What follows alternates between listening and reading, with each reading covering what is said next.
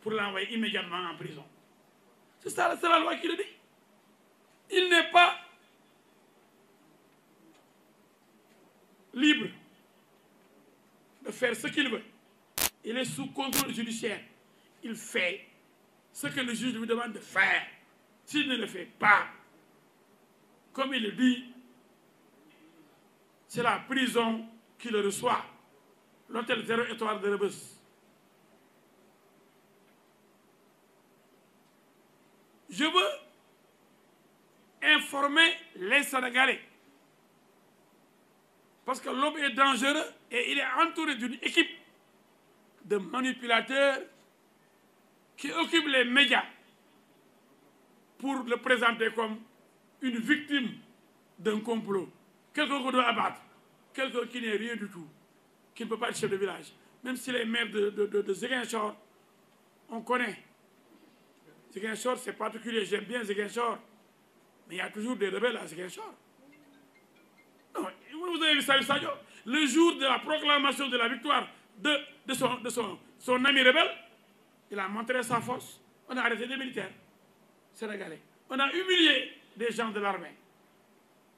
Même Sadio Mané, footballeur, a demandé à Salif Sadio, s'il vous plaît, libérez les militaires. Tout le monde l'a demandé, sauf Sonko.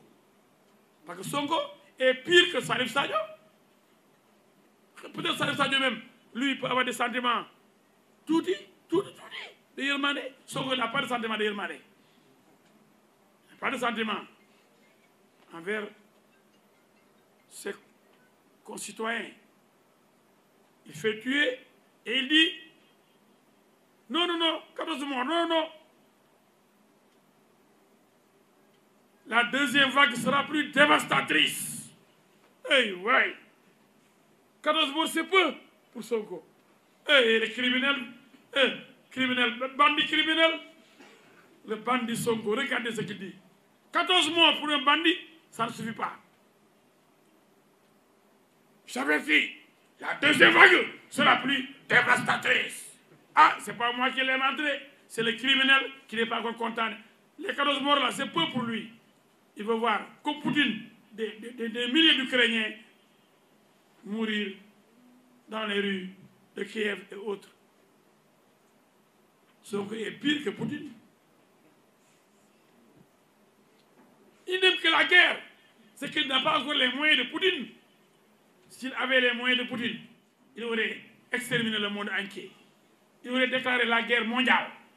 Voilà un fou comme Sonko, avec les Guy Marius Sagna et autres, et les insulteurs là, qui veulent diriger le Sénégal de demain. Non! Des fous, des drogués, des rebelles, des insulteurs, quand je les vois défiler, le Sénégal là, mon neex, ni qui ils vont voir Seigne Mountakha Mbacké. Il faut des tours. Seigne bi dafa yaatu ku ñëw mu recevoir la ñëpp la fi nekkal ndey seex la xam nga ndey seex day recevoir ay dof ay bandi ñu baax ay wàlliw ku ñëw rek ndey seex moom ñëpp la jobotee yàlla jobot yàlla yaa jobot yàlla jobot ay dof yu mel ni ñii ay Guy Marius Sagna tëf lu ñu nekk bu dugg ci di jàpp ci gris yi palais bi di xëcc nga xam ne on aurait pu l'abattre là-bas les grilles du palais nga xam ne le palais est considéré comme un camp militaire. Guy vient là-bas avec l'autre fou de Thiès, Babacar Diop. Des fous qui veulent diriger ce pays. Et les autres de Yewwi là, beaucoup de choses de tour. Ils ont buzz. Mais nous avons le Sénégal de Ahmad Bamba, de Ajmani, des gens, des saints.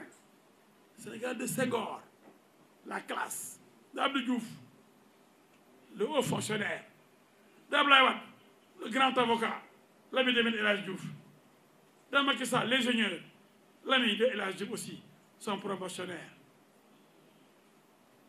Ce Sénégal-là, vous pensez qu'on va le laisser entre les mains d'un rebelle, d'un insulteur public,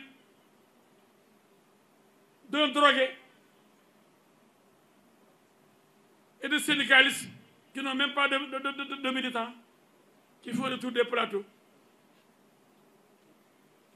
j'ai aimé la réplique de Sow Sen, un grand syndicaliste qui dirige les enseignants. On lui dit, mais vous là, vous ne voyez pas. Vous venez rarement vers les médias et dites, hey, je ne suis pas comme l'autre. Moi, j'ai 51% quand on a fait les élections de représentativité. Je suis le premier syndicat. Moi, je m'occupe des problèmes des enseignants. Je n'ai pas le temps d'aller vers les médias. Tous les jours, je suis en tournée pour discuter avec les travailleurs, pour recenser leurs difficultés. Je ne peux pas faire le tour des plateaux comme l'autre qui n'a même pas eu 1% pendant les élections. Lui, il peut le faire. L'autre ami de Sonko. Voilà ce groupe de terroristes intellectuels qui pensent diriger le Sénégal demain. Ce n'est pas possible. Les Sénégalais sont mûrs. Alors, j'ai parlé de la justice. J'interpelle l'État du Sénégal. Et quand je dis État, je parle du pilier le plus important de l'État, gardien de nos libertés.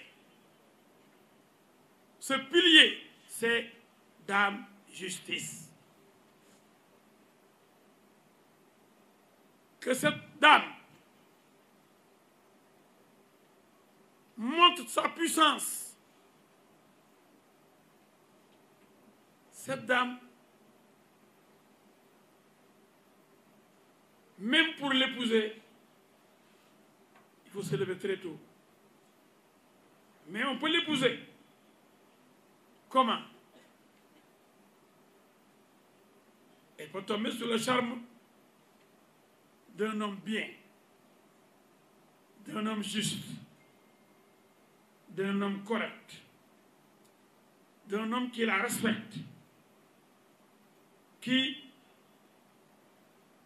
la caresse, qui ne l'insulte point, d'un homme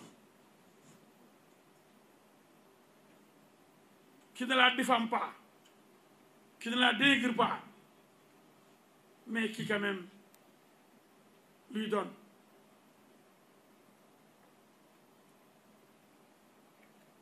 son poids, sa force, qui le reconnaît, son impartialité. Ah! Je me lève là. Pour vous parler de...